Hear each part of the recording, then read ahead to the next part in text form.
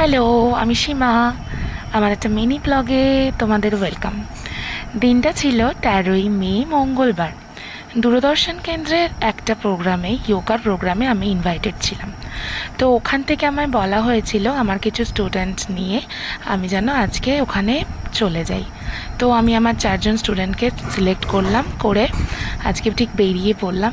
দেখো বাস স্ট্যান্ডে দাঁড়িয়ে আছি, কারণ ওরা আসবে, ওদের সাথে একসাথেই যাব বাসে করে।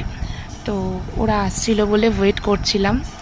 তারপরে বাস এলো, ওরা এলো, ওদের সাথে দেখা হলো। আমরা বাসে করে সোজা গেলাম দক্ষিণেশ্বর। দক্ষিণেশ্বরে নেবে, তারপর মেট্রোতে উঠলাম। উঠে একটু সবাই মিলে মজা করছিলাম। সবাই মিলে মজা করতে করতে মেট্রোতে আমরা টলিগঞ্জ চলে এলাম। টলিগঞ্জে এসে ওখান থেকে হাঁটা পথে তারপর দূরদর্শন ভবন। ওখানে ভিডিও করা একটু বারণ ছিল বলে ভিডিও নিতে পারিনি।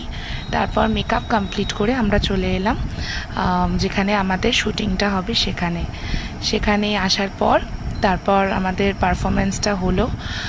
বেশি ভিডিও ভেতরের করতে পারিনি, তার কারণ কিছু কিছু জায়গায় ভিডিও করা বারণ ছিল, তাই করতে পারিনি। চলো টাটা, দেখা হবে পরের ব্লগে। সবাই ভালো থেকো, সুস্থ থেকো।